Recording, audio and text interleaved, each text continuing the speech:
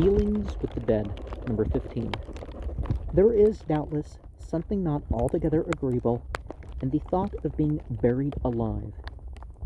Testamentary injunctions are not uncommon for the prevention of such a calamity.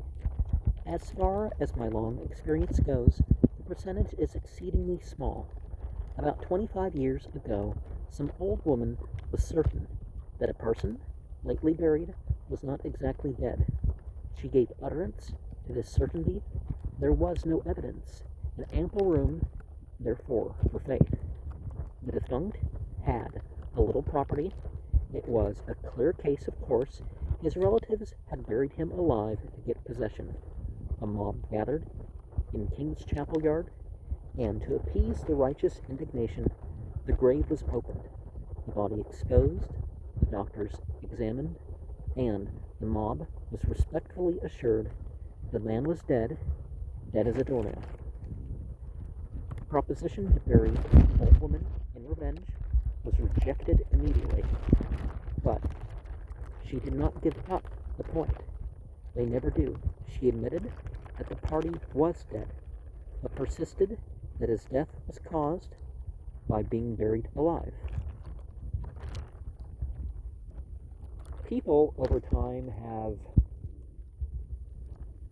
looked at when death happens, and to some extent that's a mystery, because people thought, oh, well, they don't appear to be moving. Okay, that didn't quite work entirely. They don't appear to be breathing. Okay, or they stink, or oh, their heart's not, or the brain. But it turns out that sometimes none of that is detected. Even the odors are produced, not just the making a mess of oneself, and still people sometimes end up alive. Some are doubtless still living, who remember the affair in the granary yard. Groans have been heard there at night. Some person has been buried alive, beyond all doubt. A committee was appointed to visit the spot. Upon drawing near, subdued laughter and the sounds of vulgar merriment arose from one of the tombs. A light was seen glimmering from below. The strong odor, not of corruption, but of mutton chops, filled the air. Some vagabonds had cleared the tomb and taken possession, and with broken coffins for fuel, had found an appetite among the dead. The occupation of tombs by the outcasts of society was common long before the Christian era. That the living have been buried unintentionally now and then is undoubtedly true. Such has probably been the case, sometimes under catalepsy or trance, the common duration of which is from a few hours to 2 or 3 days, but of which Bene Medic Septentrion,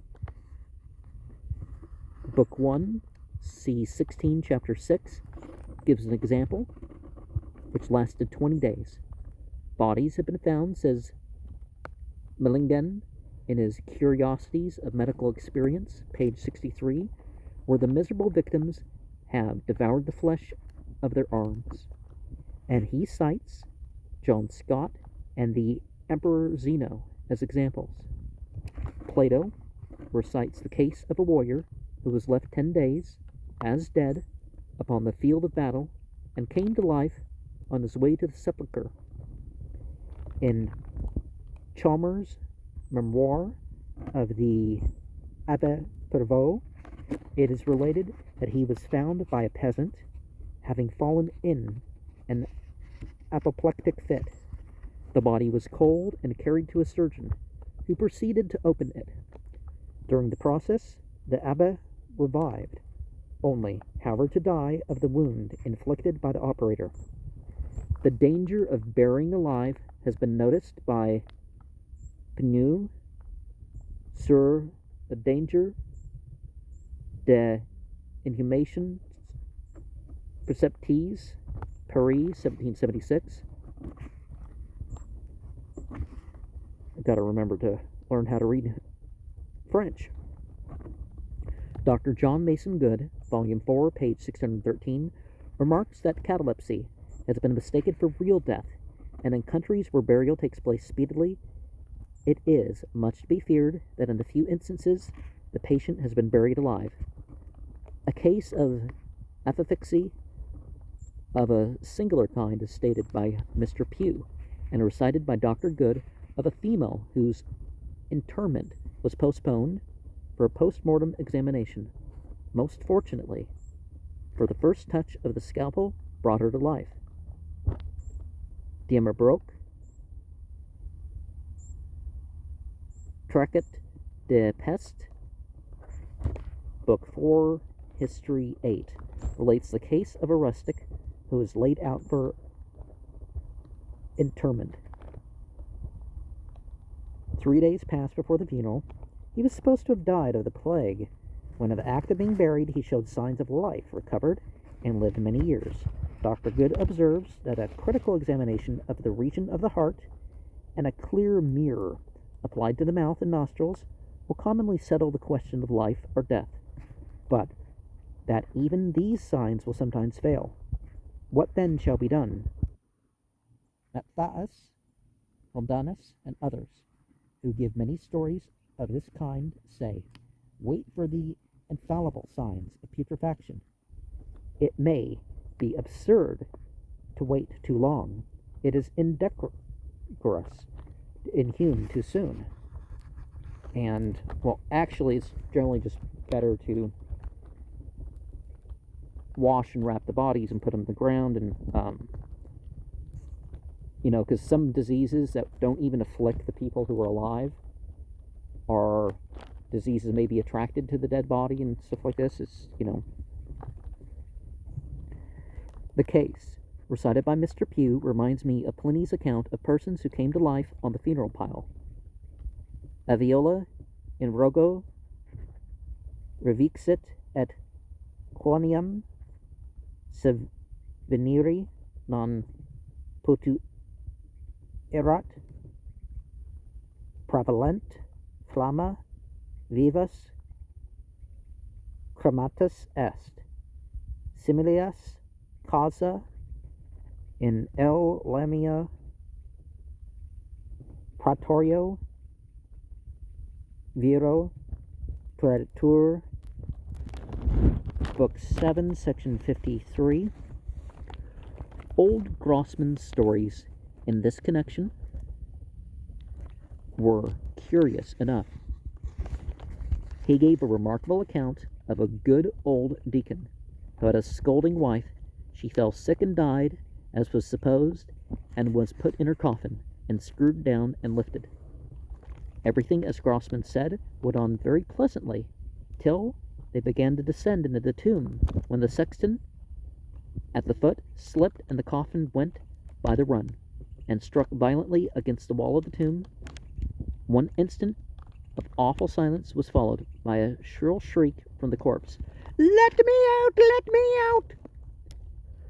The poor old deacon wrung his hands and looked, as Grossman expressed it, real melancholy. The lid was unscrewed as soon as possible, and the lady, less in sorrow than in anger, insisted on immediate emancipation.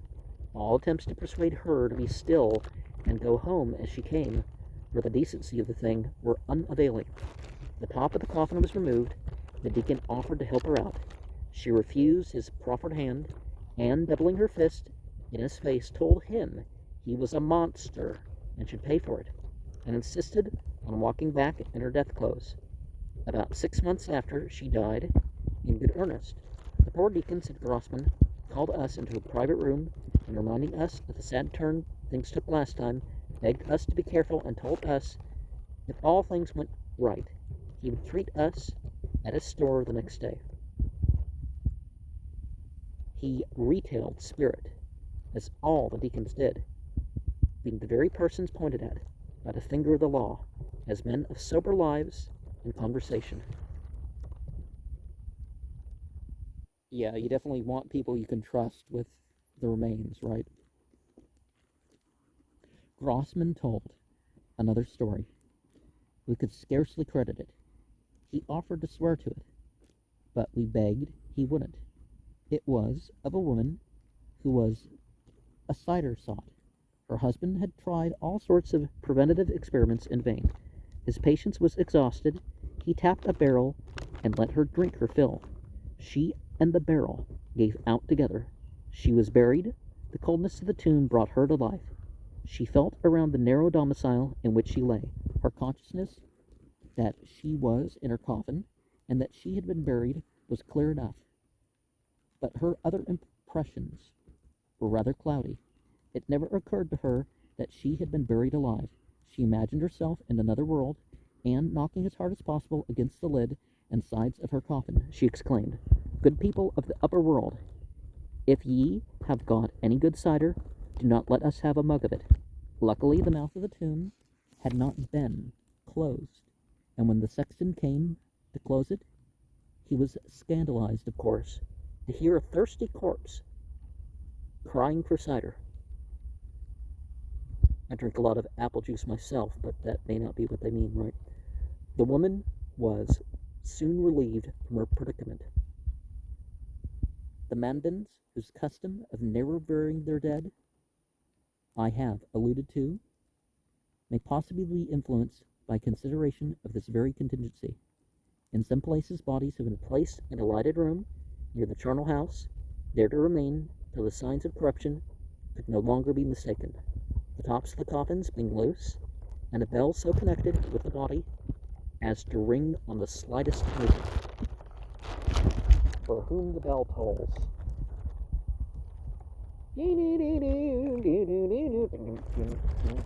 Yeah.